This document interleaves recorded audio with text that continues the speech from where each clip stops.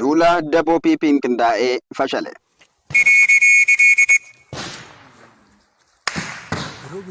Bilisummaa Oromoo loluu akkasii waboo duraat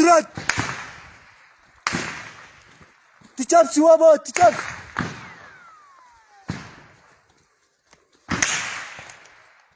Dhaggeeffattootaa fi daawwattoota keenya kabajamoo qophii addaa mata dureen isaa duula daboo piipiin qindaa'ee fashale jedhu qabannee isiniif dhiyaanneerra. Qophii kana barreessuun Jaal Gurmuu Lachiisaa, qopheessee isiniif dhiyeessuun ogeessota arraata biyyoolessa Oromiyaa waliin ta'uun an Naatoo Lammiiti. Hanga xumura qophii keenyaatti nu waliin turaan affeerraa kenna. Oromiyaan dachee dhiigni ilmaan Oromoo guyyuu irratti lola'u erga taatee waggoota hedduu lakkoofsiseera. Qabsaa'onni Oromoos sirna Oromoo nagaa dhowwu qe'ee isaatti lubbuu fi qabeenya isaa gaaga'uutti xumura gochuuf kallattii itti amaneen sochii kan eegale hanga ammaa itti jira. Adaduma qabsoon Oromoo jabaachaa deemuun dararaa fi duuti qe'ee Oromoo hammaachaa deemuun sadarkaa daran sukkaneessaa irra ga'ee jira.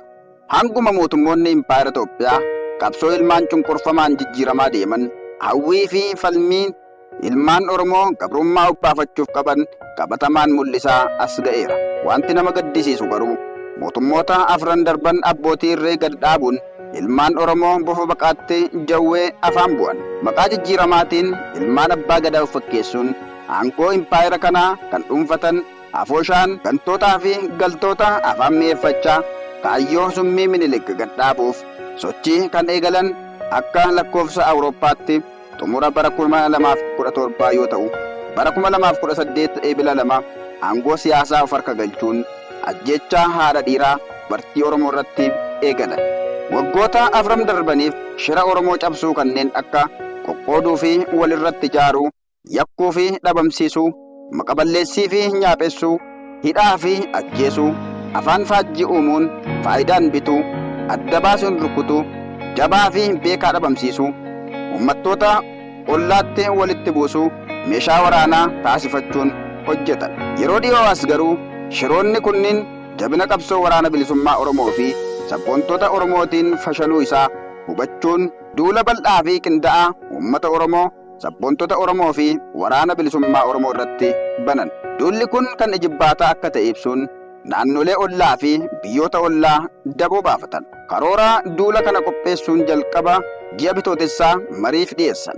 Bitootessa 10 hanga 12 afoosha PP yaa'ii isa jalqabaa ta'een kaaba impaayerittiitti lola dhaabuuf fedhii akka qabu ibsuun Oromiyaa irratti waraana banuuf karoora ciratan. Bitootessa 13 bara 2022 karoora duula kana irratti hawaasaa fi ambootti marii gochuun qaamni olaanaa raawwii isaaf yaada itti kennee hojiitti akka galamu irratti walii galan. Bitootessa 19 hanga 21 bara 2022 caffeen Oromiyaa yaa'ii isaa jalqabaa taa'e irratti miseensonni caffee Oromiyaa warreen ergama Minilik baatanii deeman mootummaan tarkaanfii akka irratti fudhatu yeroo gaafatanitti ergamtichi Shimallis Abdiisaa qofaa keenya waraana bilisummaa Oromoo baasuu waan hin dandeenyeef gargaarsa gaafanna jechuun karoora duula sanaa kan raawwii isaaf qaama olitti ergame hojiirra oolfamu akka qabu yaada kennan.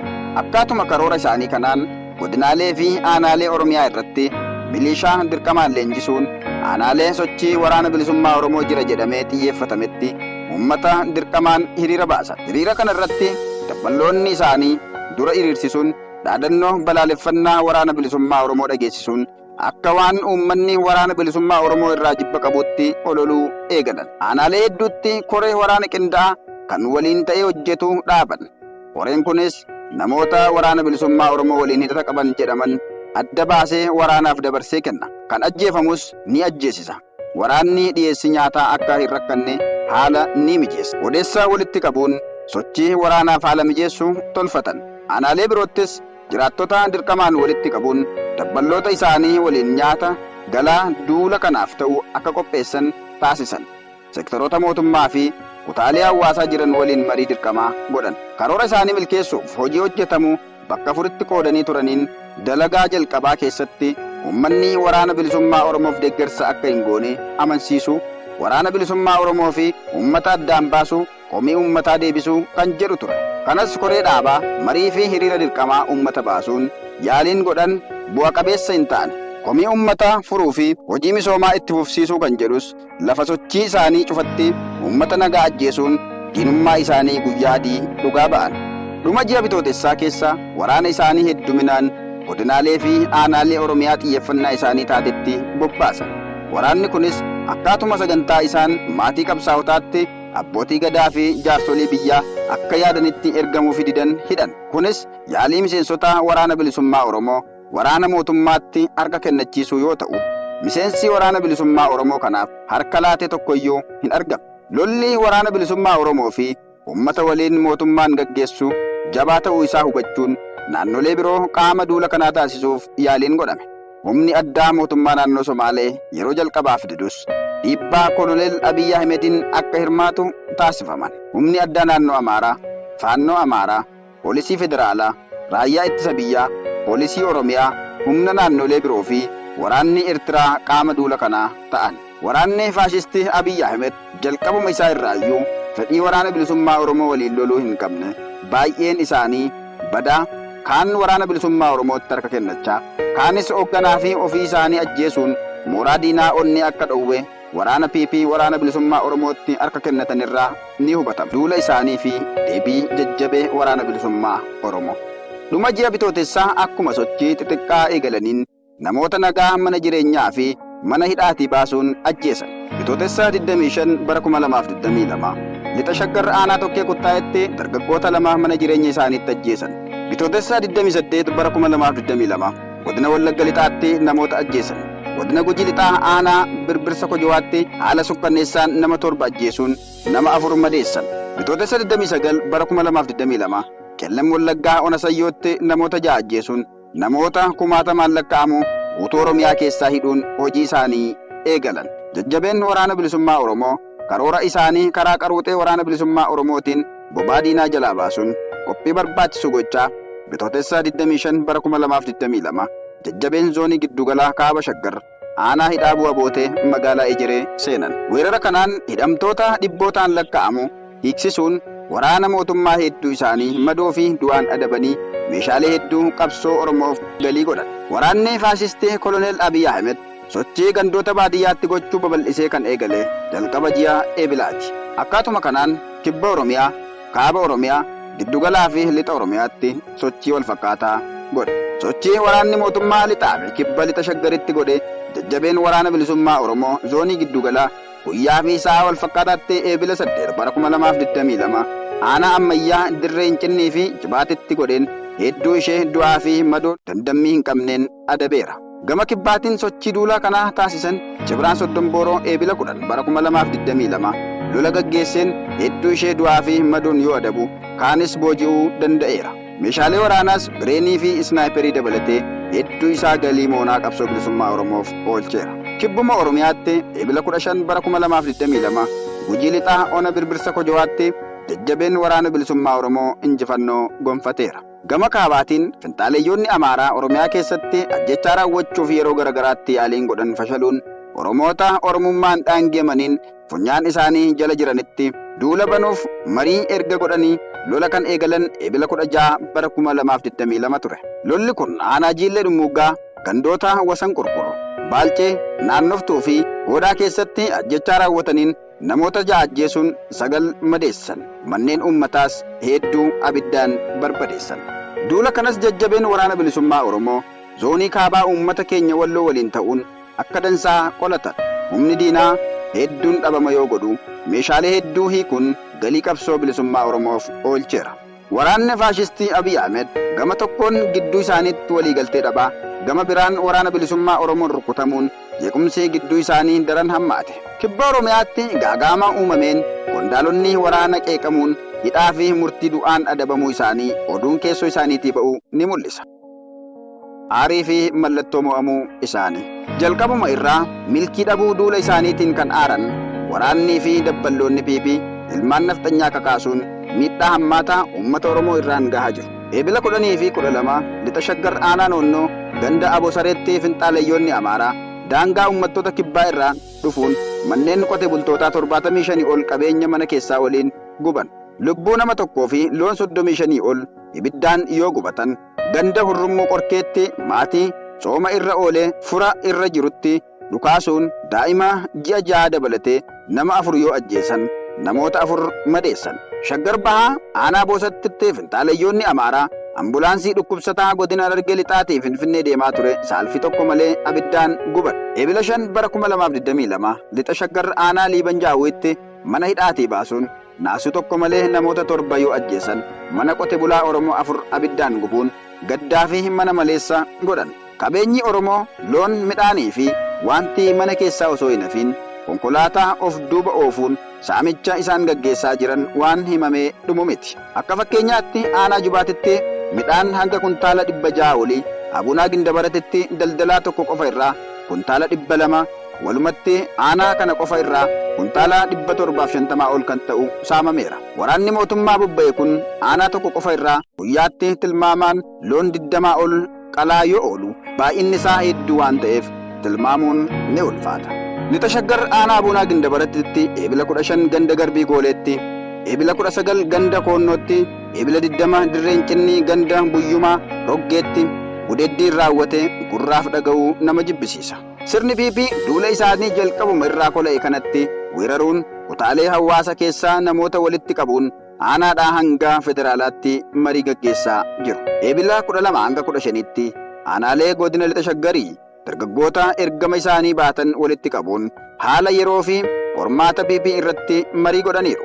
Mariin wal fakkaataan godinaalee Oromiyaa maraa fi sadarkaa federaalaattis gaggeeffamaa akka jiru odeessi keessoo isaaniitii ba'ee ni mul'isa.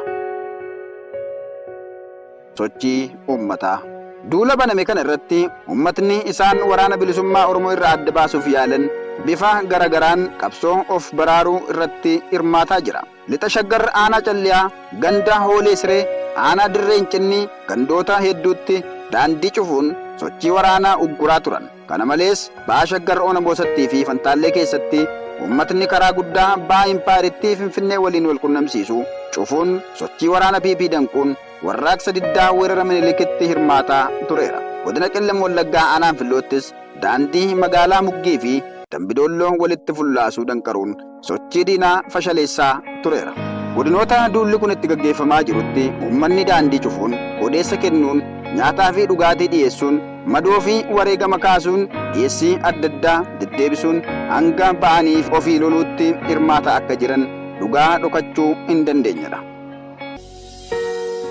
Injifannoo dachaa waraana bilisummaa Oromoo. Duulli kun irratti gaggeeffamaa osoo jiru jajjabeen waraana bilisummaa Oromoo dirree Oromiyaa irratti eebila 15 guyyaa gootota Oromoo kabajuun injifannoo biraati. Guyyaa gootota Oromoo yeroo dheeraaf sabboontotaa fi waraana bilisummaa Oromoo biratti bifa iccitawaa fi qofaa ta'een kabajamaa kan ture bara duulli itti banamee jirutti uummanni Oromoo fi waraanni bilisummaa Oromoo bifa nama boonsuun kabajan. Kunis waraana bilisummaa Oromoo gama tokkoon duula itti baname ofirraa qolachaa gama biraan seenaa qabsoo Oromoo keessatti guyyaa seenaa qabduu kabajuun injifannoo dachaa ture. Kan biraan duula labsame kana keessatti injifannoo dachaa waraanni bilisummaa Oromoo argate keessaa tokko kaadhimamtoota saayinsii siyaasaa fi waraanaa barachaa turan hololaa haleellaa xiyyaaraa PP cabsuun uummata Oromoo kumoota gidduutti eebbisiise. Eebbi kun eebila 15 guyyaa gootota Oromoo waliin kan walirra oole yoo ta'u kibba Oromiyaa lafa PP'n xiyyaaraan haleeluuf karoorfattee turtetti eebbi gaggeeffame waan guddaadha. Eebbi lammaffaan jajjabeen waraana bilisummaa Oromoo zoonii giddugalaa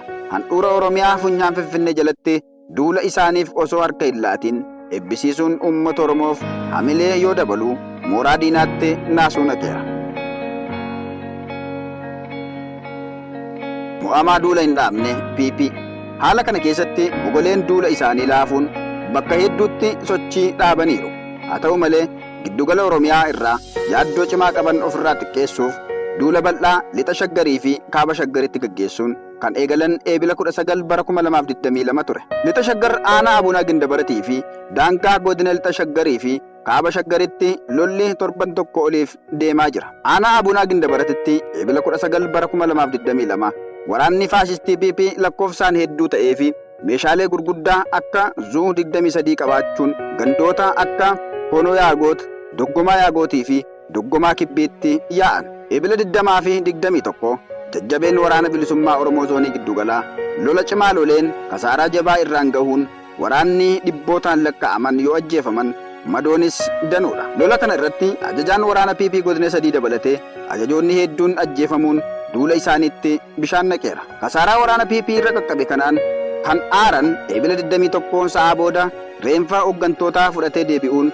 galgala isaa sa'aa tokko irraa eegaluun haleellaa xiyyaaraan uummata nagaa irratti raawwata. Haleellaa kanaan namoota nagaa 16 kan ajjeefaman yoo ta'u manneen uummataas barbadaa'ee jira. Uummanni gandoota sadan armaan olii irraa buqqa'ee bosona jiraachaa jirus rakkoo hamtuuf saaxilameera. Bosona sana keessatti dubartoonni ulfaa 5 yoo da'an dhukkubsattoonni du'anillee ni jiru. Horii fi qabeenyi uummataa saamamee fi barbadaa'ee tilmaamni isaa hin beekamu. Haala kana keessa osoo jiranii PP'n yeroo ammaa waan dubbattuu fi gootullee walii wallaaluun akka waan hooggansa waraana bilisummaa Oromoo gidduutti wallabdeen uumameetti sagalee waliin dubbii jaalsanyii fi jaalmarroo kan ji'oota hedduu duraa gadi baasuun miidiyaa isaanii Faanaa fi ABC osoo hin hafiin ololaa turan. Aanaalee Bahaa Shaggarii fi Lixa Shaggar tokko tokko keessatti akka waan waraana bilisummaa Oromoo balleessaniitti hiriira deeggarsaa mootummaa fi balaaleffannaa waraana bilisummaa Oromoo fi TDF baasuu kan eegalan eebila 23 bara 2022 ture. Kibba Lixa Shaggar aanaa Wancii keessatti caasaalee diigame deebisanii dhaabuuf yaalii isaan godhan waan fashaleef bulchaa magaalaa Haroo Wancii obbo Salamoon Taayyee kan ajjeesan duuluma kana keessa ture. Walumaa galatti duulli qindaa'aan afooshaan gantootaa fi galtootaan labsatan firii eegamu osoo hin fidiin cabee jira. Waraanni bilisummaa Oromoos maqaa duula qindaa'aatiin dibbee isaan dhaananiin laafina PP daranuu kan hubatee fi humna isaas firaa fi alagaatti daranuu kan argisiise ture. Ergamtoonnii fi waardiyoonni Impaayera Itoophiyaa manneen qote bulaa Oromoo gubaa qabeenya isaa saamaa lubbuu galaafachaa gocha hammeenya isaan dalagaa seenaanis seeraanis uummanni Oromoo hin dagatu. Kan ofii ajjeesan hanqatee ilmaan nafxanyaa daboo baasuun ajjechaa saaminsaa fi hammeenya isaan ilmaan Oromoo irratti dalagsiisan gatii isaanii hin dhaban. Yaalii isaan humnoota naannolee fi biyyoota alaa dabalachuun Oromiyaa dachee dhiigaa gochuuf yaadan jajjabee waraana bilisummaa Oromootiin akka fashalee namuu ni hubata. Jajjabeen waraana bilisummaa Oromoos duula isaanii uummataa fi qabsoo Oromoo irratti ittisaa ture milkiin xumuree imala gara Finfinnee eegalee ture. Dhihootti akka goolabu kan itti of madaale ture. Egaan dhaggeeffattootaa fi daawwattoota keenya kabajamoo qophii addaa mata duree duula daboo PP'n qindaa'ee fashale jedhu jaalgurmuu lachiisaan barraa'ee qopheessee dhiyeessuun ogeessota arraata biyyoolessa Oromiyaa waliin ani Naatoo Lammiin ture. Hanga xumura qophii keenyaatti nu waliin turuu keessaniif guddoo galatoomaa. Hanga qophii biroon walitti deebinutti nagaan nuuf tura. Waboon haa waaruu, horaa bulaa deebanaa. Injifannoon uummata Oromoof eebila 2022.